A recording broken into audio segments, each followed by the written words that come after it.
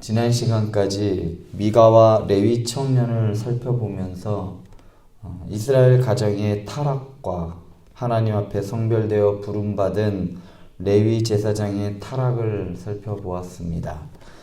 오늘은 범위를 조금 넓혀서 이스라엘 지파들의 죄에 대해 한번 살펴보고자 합니다. 오늘 말씀에 등장하는 단 지파를 살펴보면서 하나님 앞에서 범죄함이 어느 한 개인의 영역이 아니라 공동체의 영역으로 확산이 되어져 가고 있음을 확인하려고자 합니다. 먼저 사사기 18장의 시작을 그때에 이스라엘의 왕이 없었고 라고 시작을 합니다.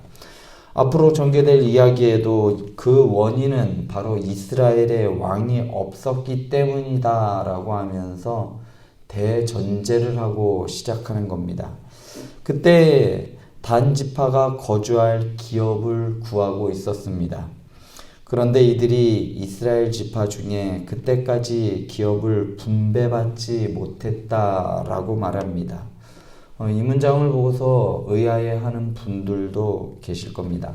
분명히 여호수아서에 보면 여호수아는 단 지파에게 땅을 분배해 주었습니다. 여호수아 19장 40절에서 46절을 보면 이렇습니다. 일곱째로 단 자손의 지파를 위하여 그들의 가족대로 제비를 뽑았으니 그들의 기업의 지역은 소라와 에스다올과 이르세메스와 사알라빈과 아얄론과 이들라와 엘론과 딥나와 에그론과 엘드게와 기쁘돈과 바알락과 여훗과 브네브락과 가드 림몬과 메얄공과 락공과 요빠 맞은편 경계니라. 분명히 여호수아는 단 지파에게 기업을 주었습니다. 그런데 또 비슷한 게 또 있어요. 분명히 단 지파에게 기업을 주었다라는 기록이 사사기 13장 2절과 25절에도 거기를 보더라도 삼손의 이야기에서 단 지파가 소알과 에스다올에 살고 있었다라고 말합니다. 단 지파는 여호수아가 분배해준 소라와 에스다올 사이에 살고 있었음이 틀림이 없습니다. 그런데 오늘 말씀에서는 단 지파가 이스라엘 중에서 그때까지 기업을 분배받지 못하였다라고 기술합니다. 뭔가 이상하지 않습니까? 단지파는 왜 아직도 사사기에 한참 중간 거의 뒷부분까지 갈 정도 꽤 오랜 시간 동안 왜 단지파는 자신의 기업을 분배받지 못했다고 했을까요? 히브리 본문을 보면 단지파는 여호수아가 분배해준 땅을 완전히 자기 소유로 만들지 못했음을 알 수 있습니다. 사사기 1장 34절을 보면 그 원인이 나옵니다. 아모리 족속이 단 자손을 산지로 몰아넣고 골짜기에 내려오기를 용납하지 아니하였으며 단 지파가 분배받은 지역은 아모리 족속이 점령하고 있는 땅이었습니다. 그런데 단 지파는 그곳으로 들어가 보지도 못했고 오히려 아모리 족속이 단 자손을 산으로 몰아넣고 골짜기에 내려오기를 용납하지 아니하였다라고 하였습니다. 뿐만 아니라 그들에게 유업으로 준 땅은 블레셋과 국경을 접하고 있는 지역이었어요. 단지파는 아모리 족속과 블레셋 족속을 보고 제대로 된 싸움을 한번 해보지 못하고 그냥 포기했던 겁니다. 그래서 단지파는 유업으로 받은 땅의 일부만 겨우겨우 얻어서 그곳에 정착하고는 땅이 모자랐겠죠. 그러니까 새로운 땅을 찾아 나선 겁니다. 단지파가 아직까지 기업을 분배받지 못했다는 말은 결국 여호수아가 분배해준 땅을 정복하기를 포기했기 때문에 유업으로 받은 땅을 아직도 완전히 소유하지 못했다는 의미입니다. 여러분도 혹시 넘사벽이라는 단어를 알고 있습니까? 무슨 뜻인가요? 넘사벽.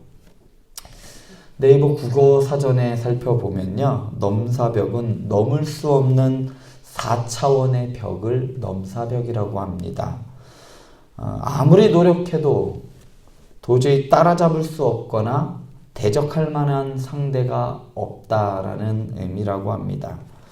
어떻게 보면 단지파에게 아모리 족속과 블레셋 족속은 넘사벽으로 느껴졌을 겁니다. 그래서 그들이 내린 결론은 다른 곳을 알아보자였습니다. 아모리 족속과 블레셋 족속 그리고 아낙 자손은 가나안 부족들 중에서도 손가락 안에 들 만큼 강력했습니다. 어떻게 보면 그들이 그렇게 생각하는 게 당연해 보였을 수도 있습니다. 그래서 그들은 아모리 족속과 블레셋 족속을 피하여 다른 지역을 알아보려고 그의 지파 가운데서 사람들 가운데서도 용맹한 사람 5사람을 뽑아 땅을 정탐하게 하였습니다. 여호수아서에 보면 단지파와 아주 비슷한 처지에 있던 지파가 있었습니다. 여호수아서 17장 14절에서부터 18절을 보면 요셉 지파가 여호수아에게 나와서 말합니다. 자신들이 유업으로 받은 땅에 아주 강력한 철병과가 있으니 차라리 이 지역 말고 다른 지역을 달라라고 여호수아에게 요구합니다. 이에 대하여 여호수아는 다음과 같이 말하며 그들을 독려합니다. 여호수아 17장 18절에 보면 그 산지도 내 것이 되리니 비록 살림이라도 네가 개척하라. 그 끝까지 내 것이 되리라. 가나안 족속이 비록 철병거를 가졌고 강할지라도 내가 능히 그를 쫓아내리라. 너희가 유업으로 받은 땅이 산악지역이고 황무지라 할지라도 그것을 하나님께서 주셨으니 개척하고 개간하라는 의미입니다. 그곳에 사는 족속들이 아무리 강하다 할지라도 철병거를 두르고 있다 할지라도 하나님이 주셨으니 가서 취하면 하나님께서 주실 것이다 라는 의미입니다.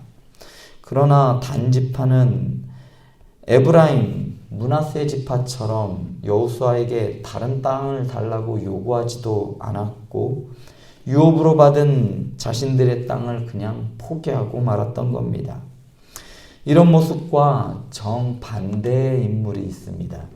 그는 이방인 출신이었지만 여호와를 알고 그를 믿고 난 후로 신실하게 하나님을 섬겼고 가나안 정복 전쟁에 있는 동안 최전선에서 싸웠으며 승리를 하면 할수록 하나님에 대한 믿음은 더욱더 커져갔고 그는 더 큰 유업을 소망하게 되었습니다.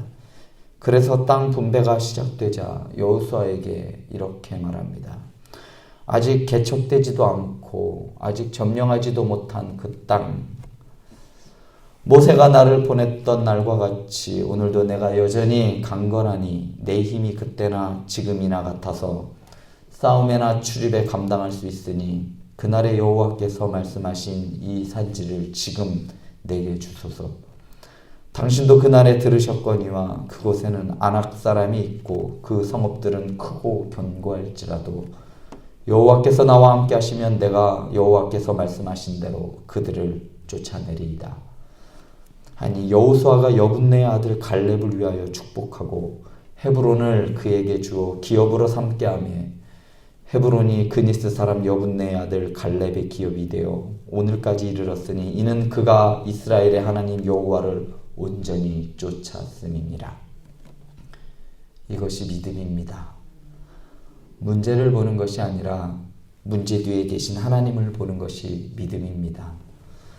아이만과 세세와 달메가 있었던 이 강력했던 지도자들이 있었고 용사들이 있었던 그 아낙 자손은 그냥 일반적인 사람들이 아니라 거인족이었습니다.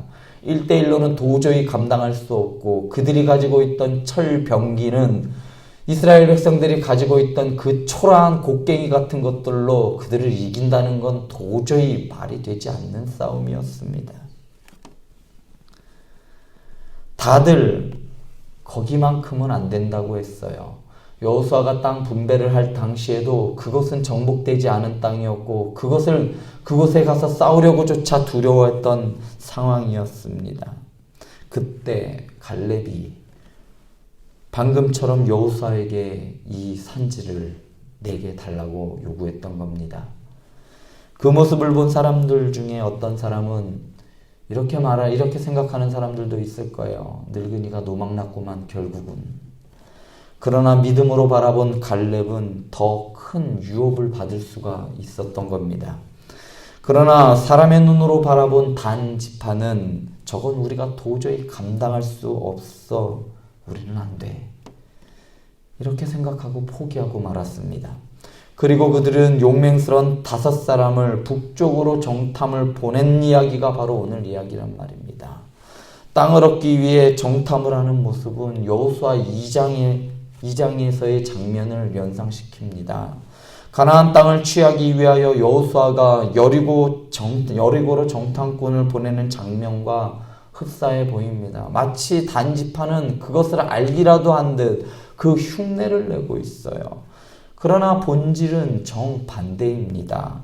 하나님의 주신 땅을 온전히 차지하지 못하고 새로운 땅을 찾으러 나서는 모습과 넘실대는 요단을 믿음으로 건너고 순종으로 여리고성을 정탐한 정탐꾼들의 이야기는 전혀 다르다는 겁니다. 흉내낸다고 믿음이 되는 게 아닙니다. 하나님의 유업은 흉내낸다고 얻어지는 것이 아니란 말씀입니다. 믿음과 순종으로 얻을 수만 있는 겁니다. 이렇게 말씀드리면 믿음으로 더 큰 것을 바라본 갈렙처럼 땅 밟기 등으로 더 넓은 집, 더 넓은 땅을 달라고 하실 분들이 있을까봐 혹시나 미리 말씀드리지만 그렇게 기도한다고 꼭 들어주시는 것도 아닙니다. 또 안 한다고 안 들어주시는 것도 아니에요. 구약시대엔 땅이 하나님의 유업을 상징했지만 지금은 아니기 때문입니다.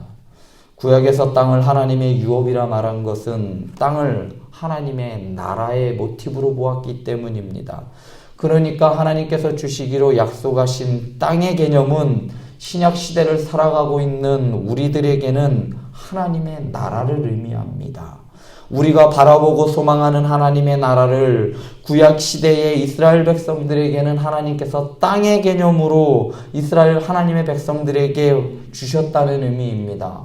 그것을 통해서 우리에게도 약속해 주신 그 땅에 그 유업에 반드시 들어가게 하신다는 의미입니다. 우리에게 주어진 진정한 하나님의 유업은 예수 그리스도를 통한 하나님의 자녀됨이며 상속자의 개념입니다. 그런데 단 지파가 하나님의 유업을 쉽게 포기한 것처럼 현대 기독교인들은 하나님의 자녀됨과 하나님 나라를 유업으로 받는 이 상속자의 가치를 너무 가볍게 생각하고 그리고 쉽게 생각하는 경향이 있습니다. 하나님의 나라를 소망하는 사람은 이 땅의 삶이 전부인 것처럼 자기 소유에 올인하며 살아가지 않습니다. 하나님의 나라를, 하나님의 유업을 갈망하는 사람은 갈렙과 같이 하나님께 올인하며 살아가는 사람입니다.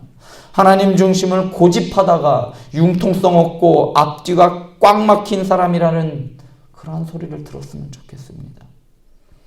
예배를 고집하다가 말씀을 고집하다가 쟤는 뭐 저렇게 답답하니 주위 사람들로부터 이런 소리를 들었으면 좋겠습니다. 이런 소리를 들었던 우리 믿음의 선배들은 예수쟁이라는 소리를 들었어요. 예수에 미쳤구나. 우리가 그런 소리를 들었으면 좋겠습니다.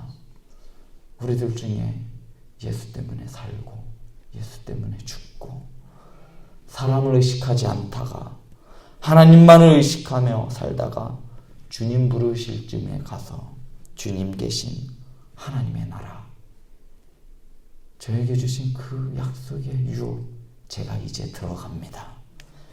기쁨으로 당당히 하나님의 유업을 취하는 행복한 교회 성도 여러분들 되실 수 있기를 간절히 소원합니다. 기도하시겠습니다.